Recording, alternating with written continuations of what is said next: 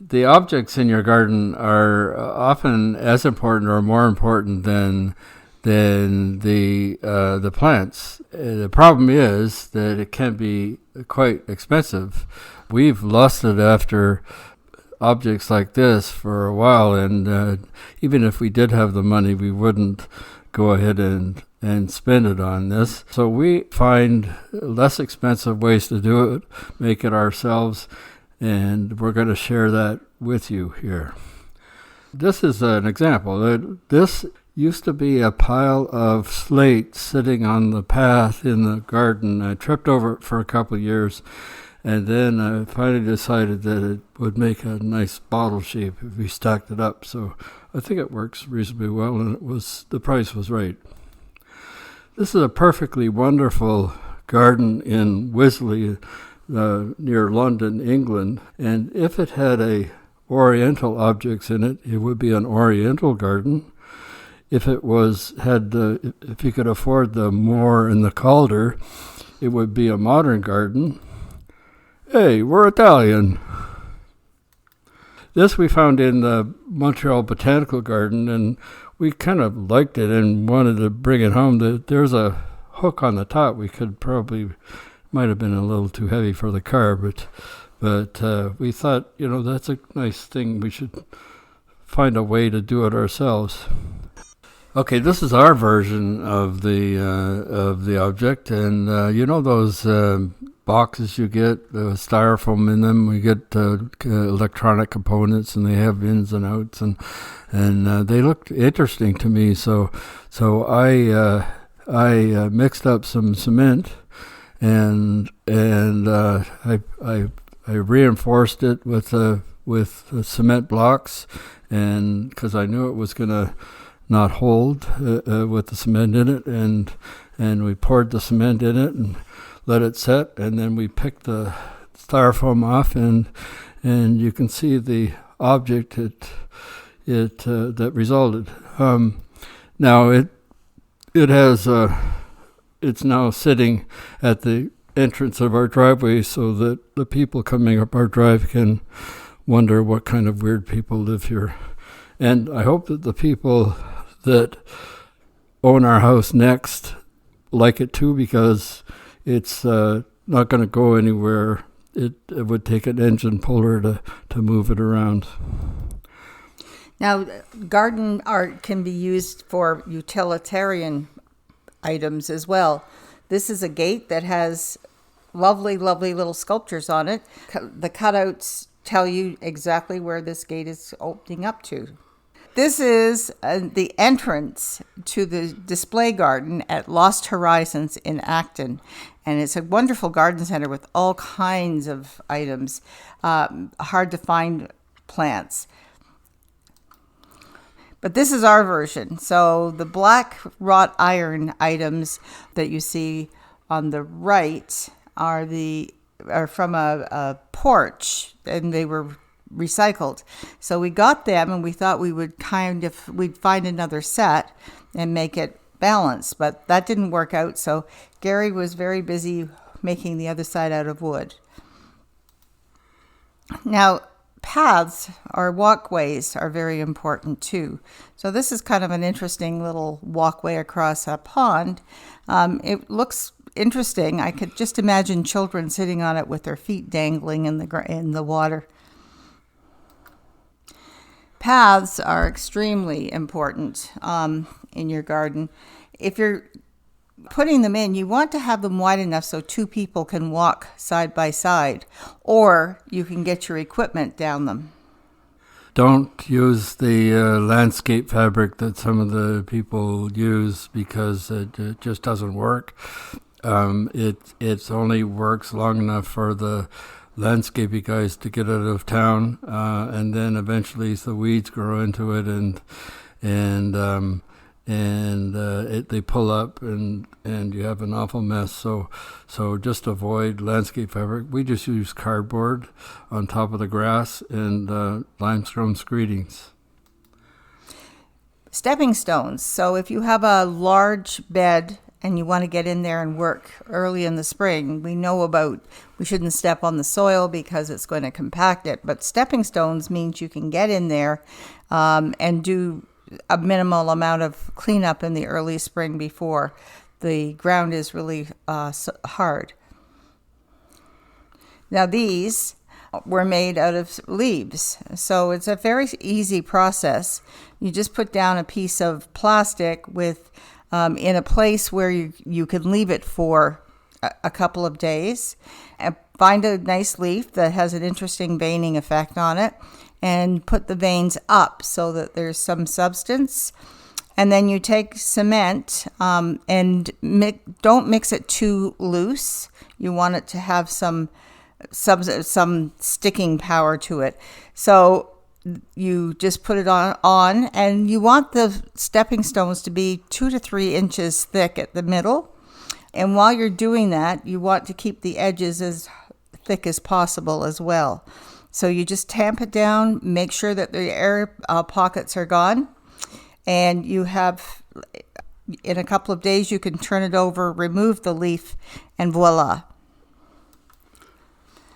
Now this one is just made out of a piece of sonotube, which is cut, I think it's probably about 2.5 to 3 inches deep, filled with cement, and then the middle part is just a trivet that you could get at a dollar store. Another same idea is just some odds and ends of stained glass that were hanging around. I did this with MacTac with the sticky side up, stuck the pieces of glass to it, gently put the cement on top of it, made sure it was well tamped down, let it set, and here you are. When the MacTac came off, it was pretty much as clean as you see there. So it's just a matter of getting the pieces pushed down, making good contact. And these survive very well in the garden, and as long as they're well supported, you won't have any problems. Even if you do, then there's not a huge investment involved, so you can make another one. Here's another approach to making a stepping stone. You get the cardboard tube that they make pillars out of in decks and so forth, and just cut a couple inches off and put masonry cement in it. It's the cement that's used in between bricks, and it doesn't have any large stones in it. Just sand. So you get your computer or draw a stencil, cut it out, lay it on top of the cement, and pick away the in between, and you can lay it just on the paper and just peel it off, and you have a message. Or you get the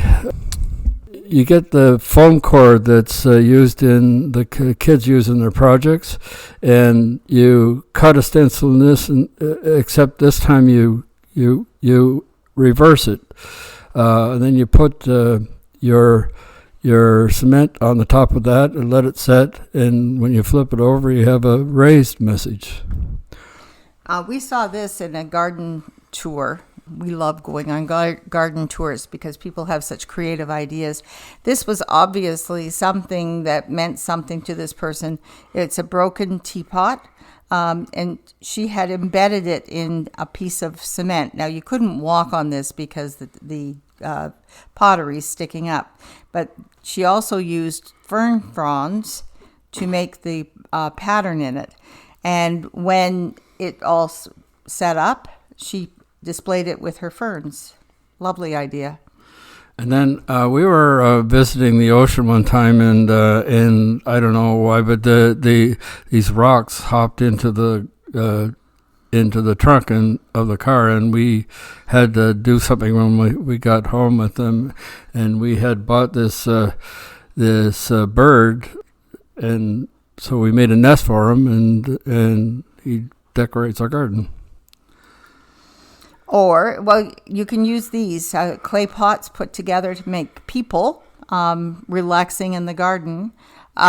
We've seen them in a number of places, including at botanical gardens. So it's kind of kishy, but it's good.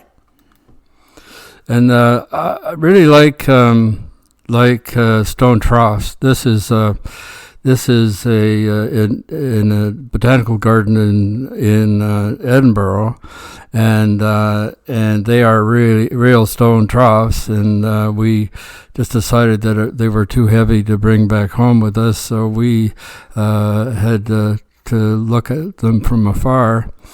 But we came across this garden in the top left. We were talking to the gardener, and he said, we really were admiring his stone troughs. He said, those aren't stone, those are made out of styrofoam. And he showed us how to do it, and I'm going to tell you how to do it. Basically, you get the big boxes that salmon come in the grocery store, and you cut the lip off because it really doesn't look stonish that way. And you also clean them out because and then what you do is you outside, not the way it shows here, outside with a pail of water and lots of ventilation. You get your torch and you lightly touch the outside of the styrofoam, and it kind of bubbles up and looks stonish, and then you paint it with acrylic paints. And we have had these in our garden for many years. They've lasted very well, and it makes a nice trough. We had this bird bath, and the plow guy came along and knocked it over and broke the top. And so I figured I could fix this. So I dug a hole in the ground. I lined it with leaves and filled it with cement. And we put it up on top of the pedestal, and it just slowly teetered over and fell down. So we turned this thing upside down in the garden and grew sedums on it, and then we went out and bought a new top. This is one of my first attempts at making stone sculpture from cement, and I should have started smaller because it could have gone horribly badly, but it didn't. So I'm going to tell you how we go about doing this. This stands about 4 feet high. It has a post going through because I was afraid it was going to tip over. Post going through down into the ground to keep it from falling down. And here's how it works. You get a builder's tube, a sauna tube, and fill it with mortar cement. It's got to be mortar cement with just the sand in it. And I don't like the color of regular cement, so I usually put some colorant in it, which you can buy at the same place you buy the cement. And then you let it set for about 2 hours. And it is still very pliable at that point, and the cardboard has got all wet, so you can peel a corner off and peel it right off, and you're left with a column of mortar cement. Then you go to your supply of spoons, not the kitchen drawer, right? Yes. And you kind of carve away. You can't put it back on, but you can carve it away, and you can make an object that way. I'm going to have to probably tell you what this is because you're not trying to compete with Botticelli here. This is a birdish, and it can sit in the garden once it's set. Now, cement is something that hardens for about 2 weeks. So you want to be careful with anything you make out of cement for the first couple of weeks. And here is the head. Eventually it gets a patina on it that looks quite nice in the garden. And this is a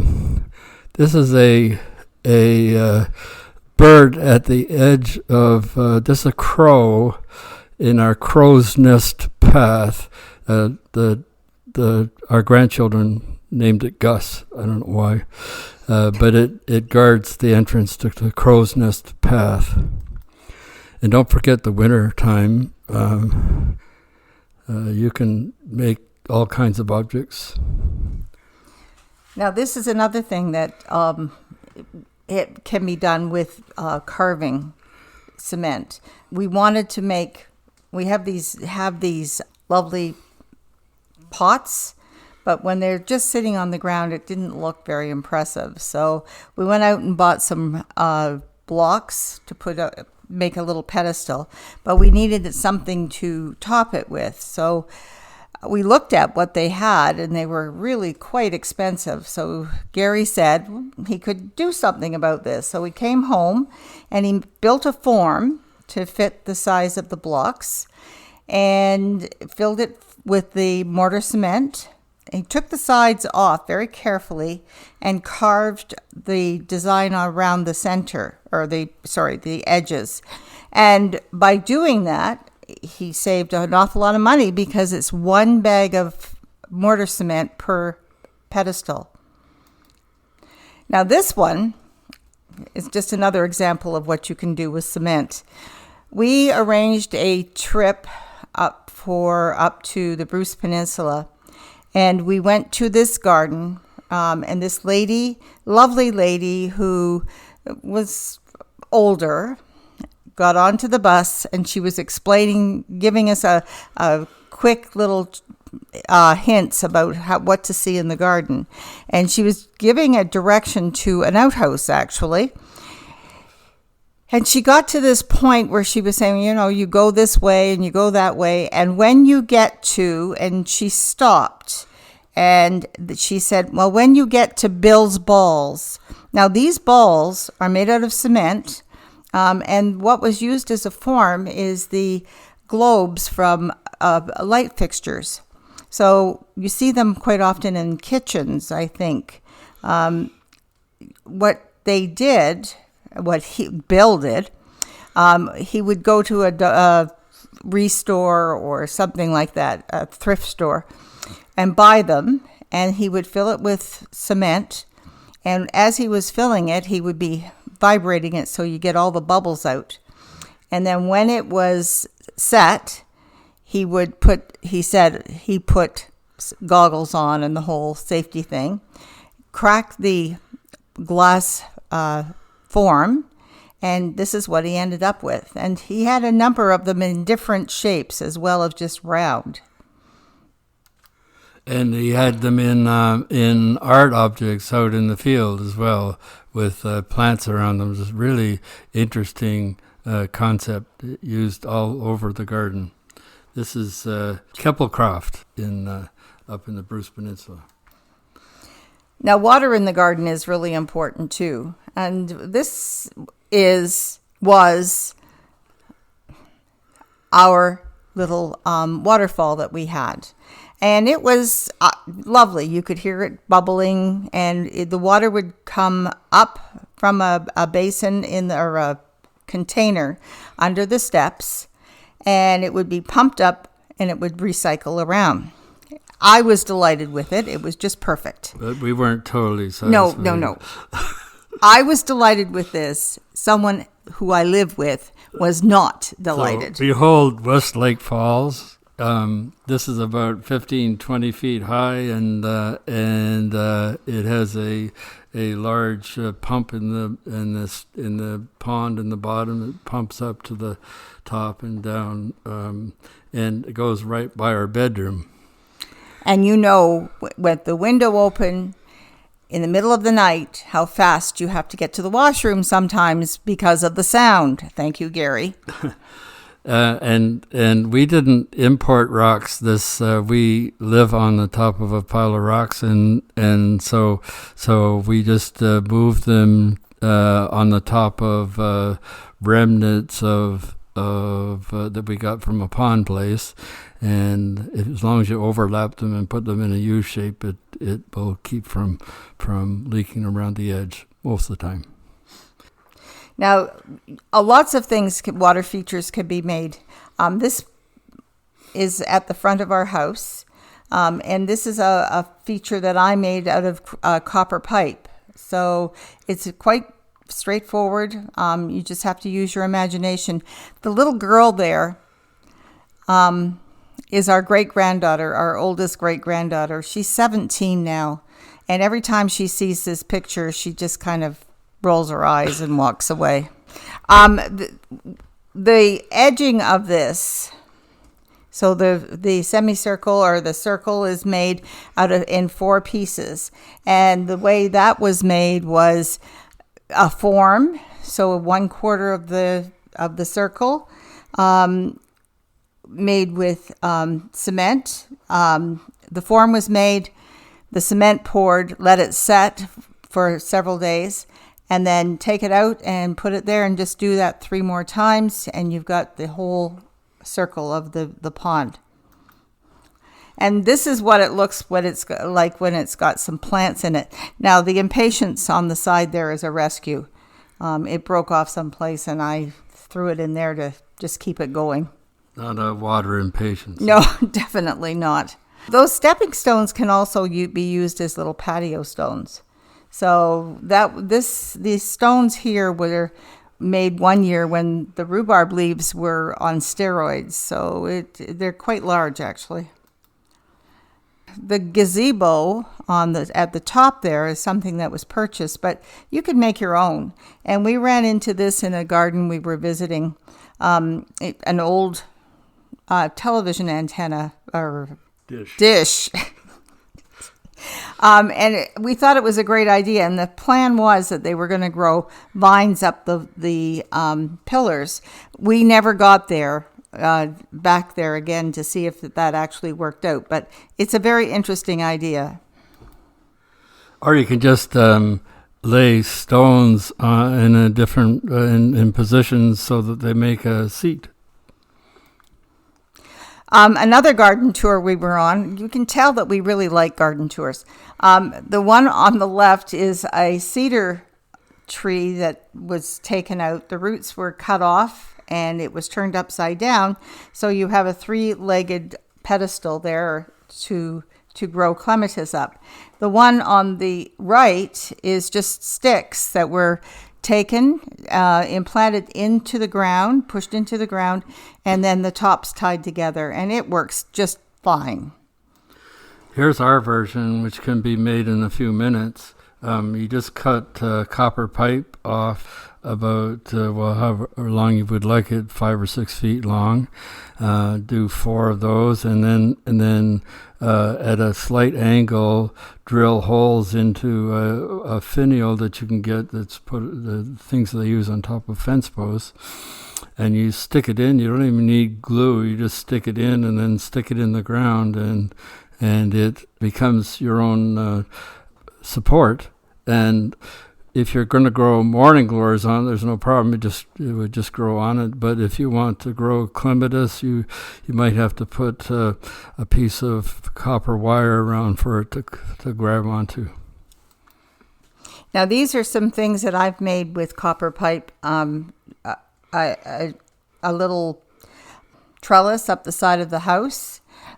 One thing, if you're going to secure it to the house, you have to make sure that the brackets are in place before you solder it all together. You might have to take it apart to get them attached. The other one is just a little arbor. And the bench was just made with a slab of wood with a couple of 4x4s. And this is what it looks like once the stuff grows up around it.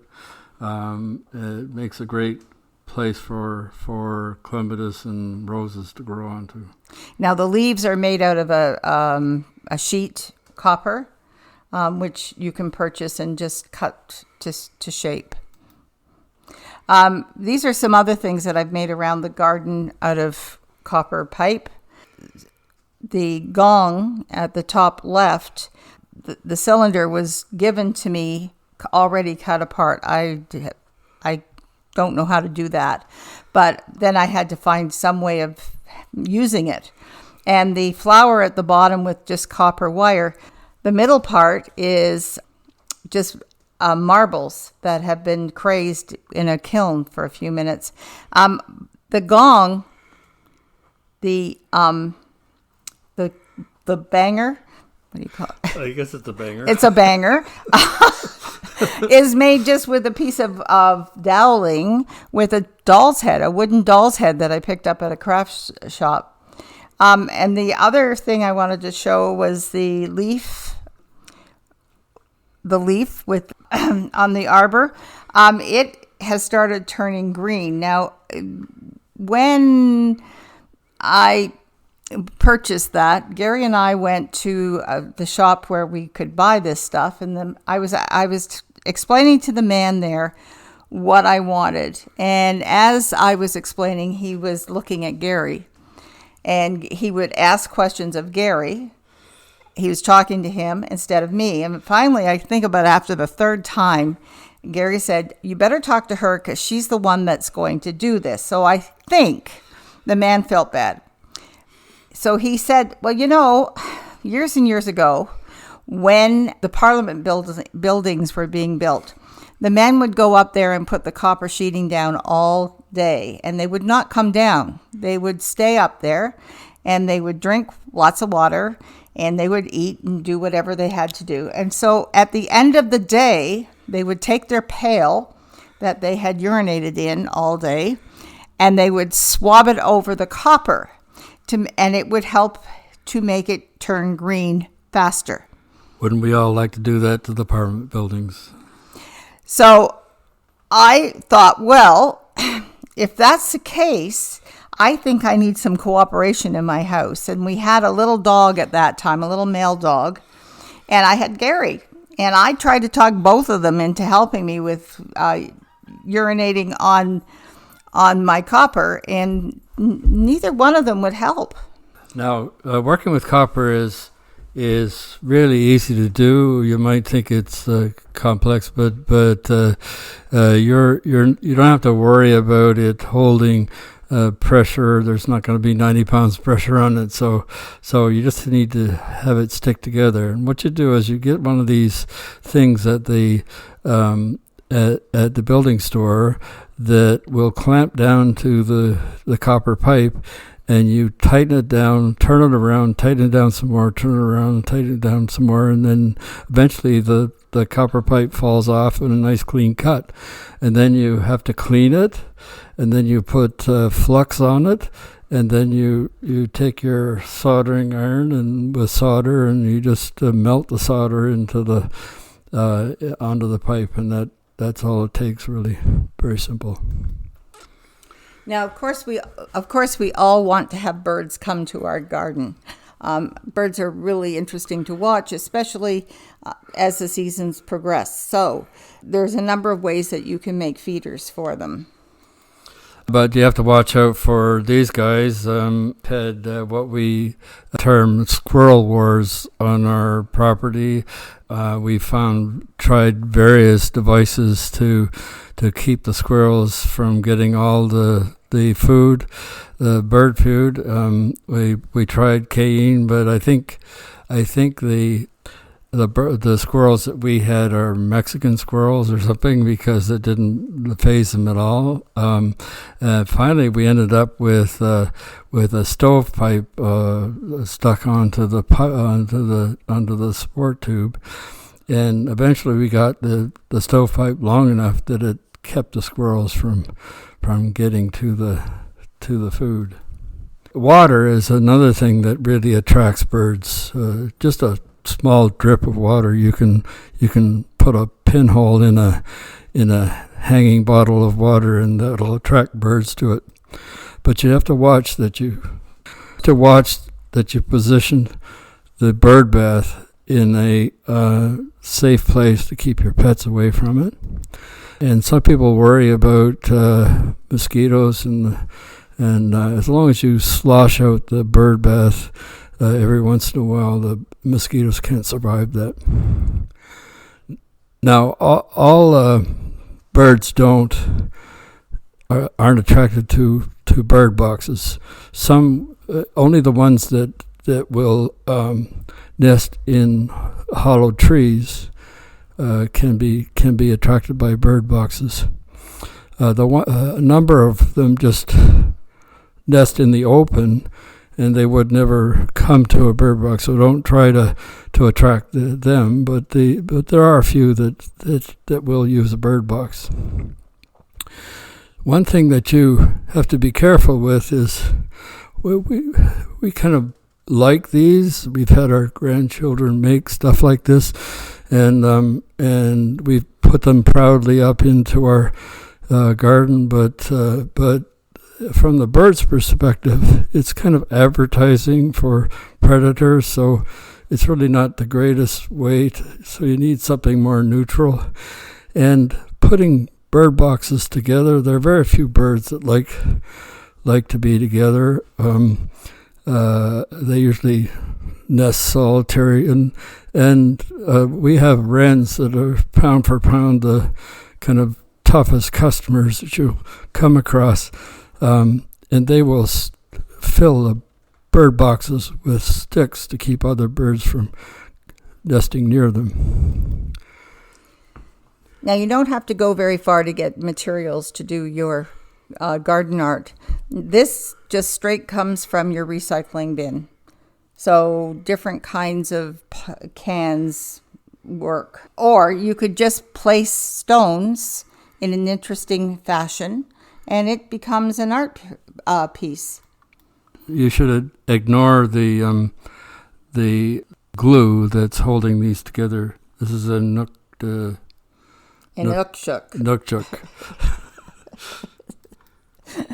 Or you could just paint on a rock. Now, this is something that I got into for a period of time, was making shapes, balls, out of a number of different things, as long as I had the right shape, and gluing. Now, this one happens to be pieces of mirror. And I would just use a clear silicone, 100% silicone. It seems to work very well. And then grout it. Now, this is over a styrofoam ball. I can tell because at the bottom there is a spike, a bamboo spike that is holding it in the ground because it's so light the wind would blow it around. This is made off of a flower pot, and so it we just kind of put some cement on the flat part, and then the pieces of glass were attached using the silicone, and then grouted, just plain grout that you would use in your kitchen or your bathroom. And this is also the same idea, only it's made with the little glass blobs that you can get at the dollar store or a craft store. And the saucer is actually just one of those terracotta saucers that you can buy at, most gardening centers. And then here's how you can make mushrooms for your garden. You get a colander and put a plastic bag, if you can find them nowadays. It's a little hard. Get a plastic bag and put it in the colander, and then you put cement in the colander and bounce it up and down to get the bubbles out. And then you get a yogurt container and fill it full of cement, and push the thing upside down into the middle of the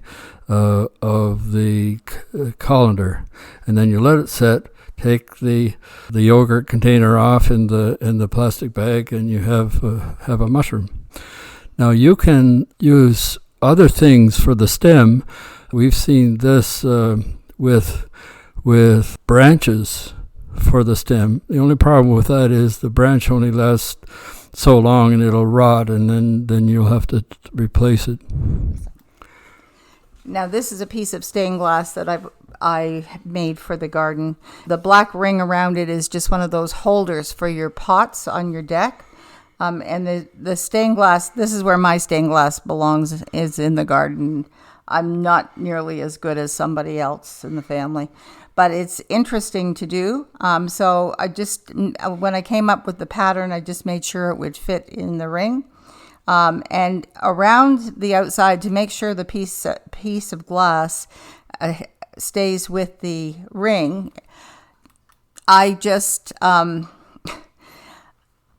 I use the clear silicone again, and it works quite well. Now, every spring I would go out there and I would check it to make sure that it was safe. I didn't really want to lose the glass out of the ring and have it broken, but it seems to be fine. They usually last about 8 or 9 years, and I have had to replace the silicone in a couple, but not bad at all. It's pretty permanent.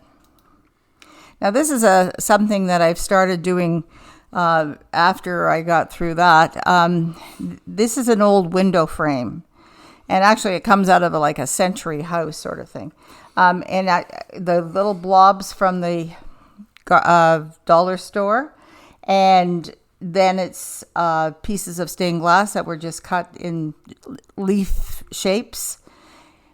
You put on with silicone, the pure silicone, clear silicone, and voila, you've got a piece of art. Now, this is the only way my wisteria will ever flower, because it's just a little bit too cold here where we are. And so any flowers that the wisteria might put out do not make it through the cold spring. And I've made some other things with glass and silicone, and they work quite well. It's just, using your imagination and taking the time to do it. And it's this kind of thing is really good for over the winter when we can't be out in our gardens. Now, we get this every month, this garden magazine from the Royal Horticultural Society, and on the cover one month we saw this arbor, and we thought, well, that would be nice in our garden, but we don't have the metal arbor, and we came up with an alternative. We had some posts and stacked up the firewood, and it worked as an entrance to our one of our gardens. Now this is actually made out of parts that you would see at a farm supply store. And we always have an interesting time when we go in. The staff got to the point where they were just shaking their head and walking away, because we would see something, and instead of saying, well, we're going to use it for what it's supposed to be, we'd be looking at it in terms of what can we make out of it. So this is a bird that's made out of these items. And this is a rake, and the legs are made out of a tent support, and I even painted some bolts for seed for this fellow. More garden ideas. Like I say, we really enjoy going and visiting. So the rubber boots were just, somebody had an old pair of rubber boots that they partially filled with cement. And when they were cutting off the rubber boots, they left the sole on. Those frogs are those ceramic things that people sometimes have in their kitchen to put their scrubbers and at the sink, or an old trunk, an old piece of log that had rotted away, just dug out and put a flower pot in there. And the red thing is actually a bed spring. So this lady had a bed spring. She took it, she painted it red, put it on her wall, and underneath it she's got new clematis that are going to grow up and cover the spring. Or you can just paint a bunch of sticks, and like they did one year at Canada Blooms, and you have art. Like, just paint the sticks. So what we're going to do is we hope that you've come up with some ideas here, and you're going to go to your gardens, and you're going to build your own things, and you're going to invite us over, and we're going to steal your ideas. Thank you very much for your attention.